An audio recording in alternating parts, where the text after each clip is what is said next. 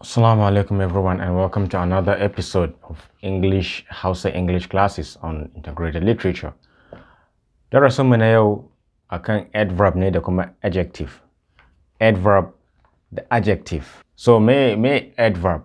Adverb kalma ce wanda take ba da wani bayani akan verb.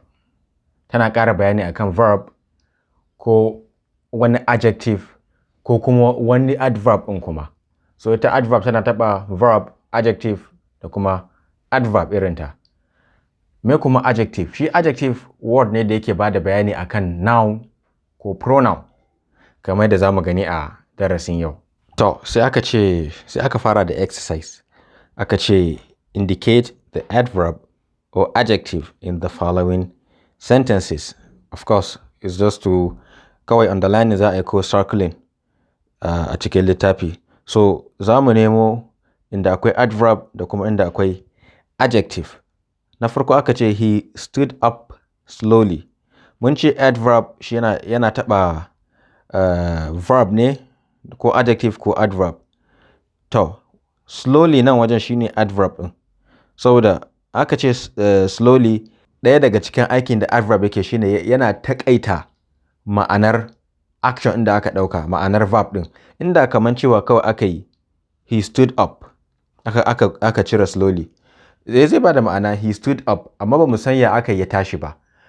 He stood up quickly, slowly, ba mu sani ba. Amma tun da aka ce slowly, to shi kenan an taƙaita ma'anan shi wannan verb ɗin. So slowly nan wajen yana taɓa stood ne. Kayode shows a brotherly attitude. To, shi adverb ba wai koshe bane yake zuwa da ly. Yanzu misali slowly in aka cire ly ya zama slow. To in dai slow ne kuma ya zama adjective. To yawancin adjectives aka ƙara musu ly suna zama adverb.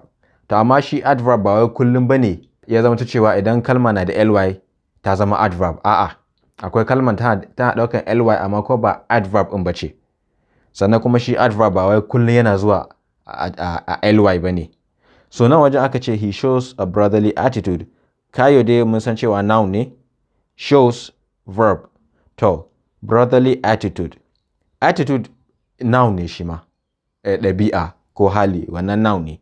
To, brotherly attitude. Brotherly in nan ba shows yake taɓawa ba. Ba shows yake taɓawa ba. Yana taɓa attitude ne tunda ai sun zo ga yanan dai sun zo tare, brotherly attitude. To, attitude kuma noun ne, kuma dai adverb baya taɓa noun. So saboda haka wannan adjective ne. Kun ga ana adjective shi kuma ya zo da ly shi ma. So ba wai kullum zaka dogara da cewa wai ly adverb bane. A'a. So nan wajen brotherly attitude, brotherly is an adjective. Yana taɓa attitude, yana taɓa noun. Shi ma yana taƙaice bayani akan noun ɗin. Za a iya a cire brotherly sai a ce Kayode shows an attitude. To, shows an attitude, wani irin attitude? Mai kyau ko mara kyau? Sai aka ce brotherly attitude. To, sai na ku aka ce your shoes are lovely. Misali aka dawo number 1. Slowly yana taɓa stood. Lovely kuma fa? Shi ma zai taɓa shoes? Ko ya ne? Your shoes are lovely. To, lovely a nan wajen adjective ne. Adjective ne. Saboda yana taɓa noun. Saboda shoes noun ne. So saboda haka a nan wajen adjective ne. Amma ku kalle da suka zo. He stood up slowly. Your shoes are lovely. Kusan sun yi kama. Sentences sun yi kama. Kuma da sun ƙare kusan in the same manner. To amma a nan slowly adverb ne saboda abin da yake taɓawa verb ne. A nan kuma lovely adjective ne saboda abin da yake taɓawa shoes ne. Aka ce the woman carried her baby tenderly. Okay, yanzu ga tenderly nan. A woman noun, carried verb, baby noun. To, tenderly in nan baby yake taɓawa ko carried. Tenderly in dai ya zo a gaban noun. Idan ya zo gaban noun to ba noun ɗin yake taɓawa ba. Amma idan ya zo a gaban verb to verb ɗin yake taɓawa. Shi adverb zai iya zuwa bayan verb, zai iya zuwa gaban verb. shi yana switching places. Zai ma iya zuwa a farkon sentence. Za a iya ce tenderly the woman carried her baby.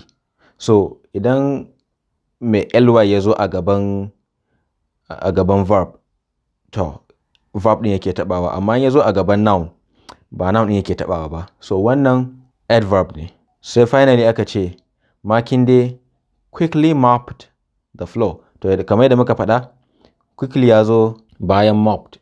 Mopped kuma dai verb ne mun sani.